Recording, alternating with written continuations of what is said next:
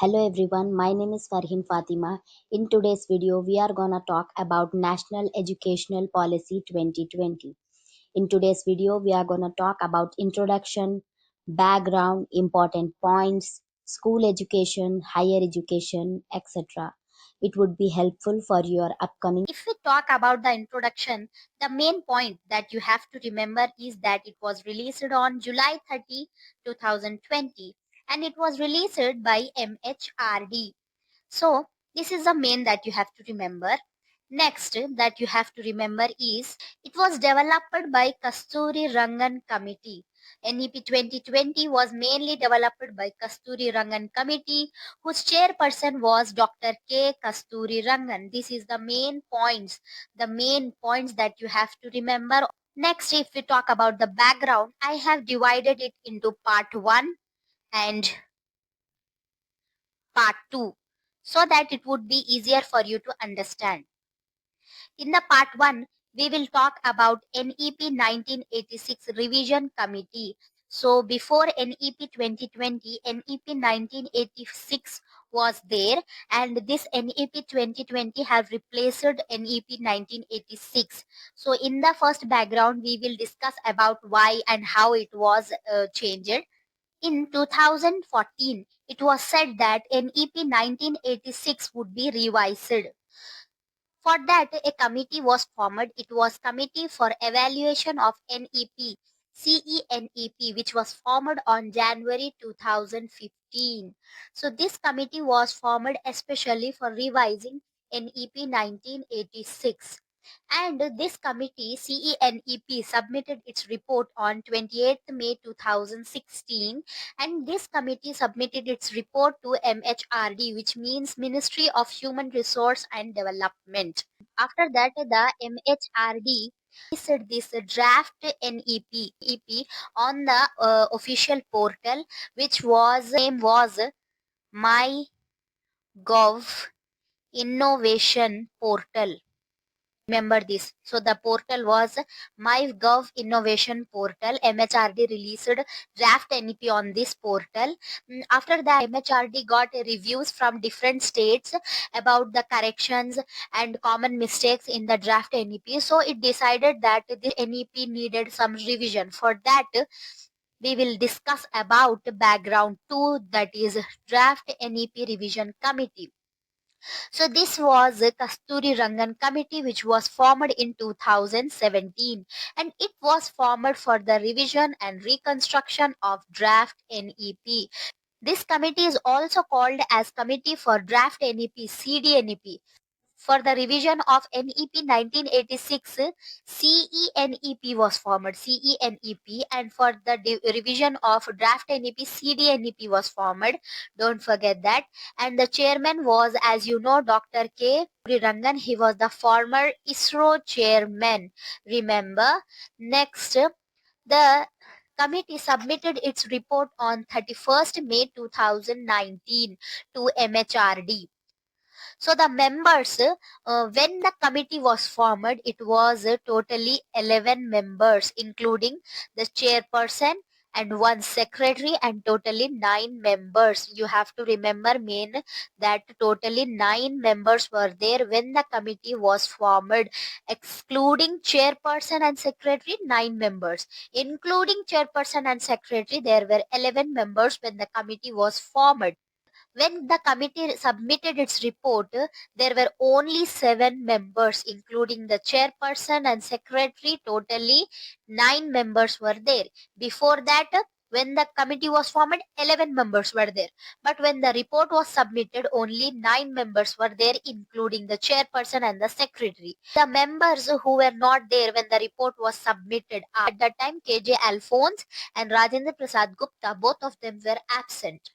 The committee secretary of this Kasturi Rangan committee was Shakila T. Shamu. She was the officer on special duty by MHRD, New Delhi. It is not much important, but if you have to remember, if we talk about the report which they submitted to MHRD, there were totally 484 pages and 19 topics were discussed in this report. The MHRD translated this into 22 languages before uploading. If we talk about some important points of the NEP 2020, then first would be that MHRD, as I said, Ministry of Human Resource and Development's name was changed to Ministry of Education. Can also be asked that which educational policy changed the name of MHRD to the Ministry of Education, then it would be National Educational Policy 2020. Implement one more thing that you have to remember is that which state was the first to implement NEP 2020, then it would be Karnataka. Can be a direct question. Next, if we talk about the aim of NEP 2020, it is to elevate India's educational quality to international standards. If we talk about objectives of NEP 2020, then the first objective is that to transform education by incorporating diverse perspective, research, insights, and global practices. It means that whatever the education is there till now, it is uh, very compact and very complicated, so to make it diverse so that different individuals could be catered and their needs would be catered, so it is to transform the education and to also have global practices whatever the global education system is using, and to make our education grow global. This to transform Indian education system into holistic, flexible, multidisciplinary, and inclusive one. To make our educational system very flexible so that all kinds of children, all kinds of people would get education, and that the Indian people would be progressive in education. That's why this type of education policy was formative, is that to provide high quality education to all the facilities in education, universities or schools. So this education policy also talked about that how the education system in schools and the facilities in schools and colleges should be. Next, if we so while making NEP 2020, these five foundation pillars were used. First was access, second was equity, then quality, then affordability, and the last one is accountability. So what does this mean? Education should be accessible to everyone and that it should have equity. It means that different kinds of individuals, whether they are disabled or whether they are smart or whether they are late learners, every individual of India should have a good education and that it should have equity in their education. Everyone should be getting equal education. Next, if we talk about the quality, so what our NEP 2020 is saying, that the quality of education in India should be that of the international standards. If our individuals are standing in a global platform, then their education should be equal to that of the other individuals. And next, if we talk about the affordability, here is saying that the education should be affordable so that it should be accessible to everyone. And next, it is taking about accountability as well, which is the most commonly asked question, that is education system of NEP 2020, that is 5 plus 3 plus 3 plus 4 education system. So our NEP 2020 is talking about the 5 plus 3 plus 3 plus 4 education system.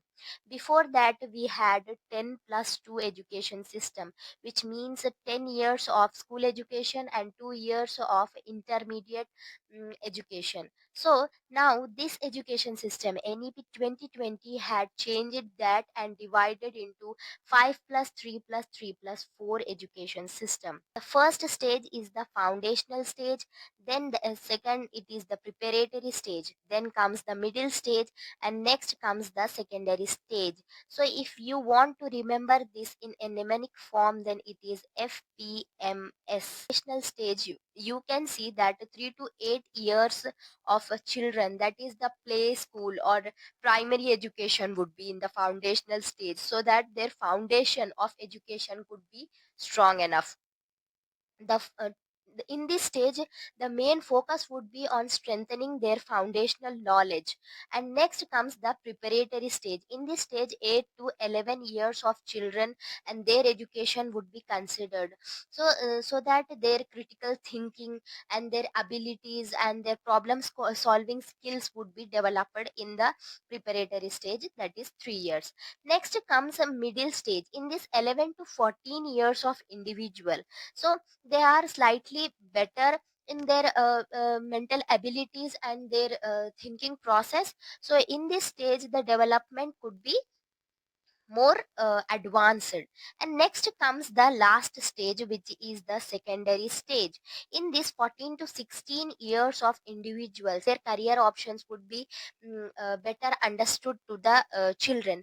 They would be clear in what they want to become. So in, like in inter, in 10 plus 2, we can see the inter education. So like that, in the secondary stage, 14 specific subjects that they want to choose from, they can choose and have that knowledge. In the foundational stage, 5 years, so the children from 3 to 8 years, in the first 3 years it would be ECCE, which means early childhood care and education. So they would get the early childhood care education, that means the base education, the basic numerical skills or alphabetical skills, their base would be strengthened. And next, first and second classes. In the preparatory stage, 3 years, it would be third, fourth and fifth class. And next, in the middle stage, it would be sixth, seventh and eighth classes. And in the fourth stage, that is the secondary stage, it would be ninth, 10th, 11th and 12th. The NEP 2020 was officially implemented. In that, we can see that 4 parts and 27 chapters were there. Here, in the first part, that is school education, would be discussed. Everything about school education, whatever the education it should be, or the type of facilities in the school environment of children, or the teacher education that the teacher should have, everything it was talked. So second part is about higher education, that is 10th, 11th, 12th classes. So it was from 9 to 19 chapters. In this, everything about higher education was talked, how the career options should be there, how the different type of streams should be there to cater everybody's needs, and the type of scholarships and the educational bodies. And in the third part, we can see other key areas to focus. So whatever the key areas that should be focused in the first two parts, or for the implementation of NEP 2020, is talked in this third part, that is the 20 to 24 chapters. The third part is the key areas to focus. And then the last part is the policy implementation, 25 to 27 chapters. So whatever the policy implementation steps to be taken, mainly the school education and higher education is the most important that you have to remember. The goals of NEP 2020. The first goal is obviously quality education to all, and next it is the equality of education, so that the education should be equal to everyone, including the inclusive children. Next, it is making 21st century skills accessible to all. To survive in this 21st century, to have a good career and a good developmental path, so all that skills should be accessible to all the children. Next, the fourth goal is to develop life skills and the respect human rights and create individuals who to sustainable development. So the fifth goal is to promote constitutional rights. So all individual would be aware of their rights and can perform their duties. So if we talk about the school education, it recommended the reconstruction of school curriculum to 5 plus 3 plus 3 plus 4. It has talked about ECCE, early childhood care and education, to be integrated in the school structure. So the first 3 years pre-primary school should have early education and care, play-based learning activities for 3 to 6 years. So the education should not be burdened on 3 to 6 years children. It should be play-based. All the activities, all national mission on foundational literacy and numeracy. FLN I have mentioned here to ensure every student achieves basic skills by third grade. Basic foundational literacy and numeracy should be able to understand how to calculate, add, subtract, all that, the basic numeracy, all, as well as the literacy. Their language abilities, their reading abilities, their understanding abilities should be strong enough by the third grade. About inclusivity promoted, you can see special focus on the disadvantaged groups, that is dyslexia, dysmorphia. Those remember that right to education RTE was extended up to 18 years. 18 years, every child up to 18 years have the right to education. And next, the NEP 2020 have talked about the curriculum content. Core essentials. It was reduced to core essentials to encourage critical thinking, discussion, analysis, and more flexibility in subject choices. Able to think and give their perspectives on whatever they are learning. Along with that, it should be more flexible in subject choices. But if we talk about the medium of instruction, the NEP have talked about the local language or mother tongue up to fifth grade. So it would be easier for them to have the knowledge in and better understanding about this. And also it have talked about the flexibility in the three language formula, TLF. Next, if we talk about the assessment reforms, so the NEP 2020 have focused on testing core concepts, and it has talked about exams twice a year. So this is currently implementing in the schools like essay 1 and essay 2. We have essay 1 and essay 2 right in the schools. Concepts which are useful to them. On that concepts only the testing should be there, assessment should be there. School governance. So the school complexes and delegating regulatory functions to independent state school standard authorities. So it means that the school responsibilities should be given to separate independent authorities, so that all the functions of the school should be easily performed without any interruption. Now let us come to higher education. Was to increase gross enrollment ratio GER in higher education to 50% by 2035. These or who don't have sufficient financial facilities, they drop out after school education. But NEP 2020 have tried to increase this about multidisciplinary universities and colleges. It has talked about flexible undergraduate degrees so that every individual can get education. Next, the NEP 2020 have talked about the National Research Institute, promote quality research in India. So, or those who have interest in the research area, so the scientific background of India should also be developed.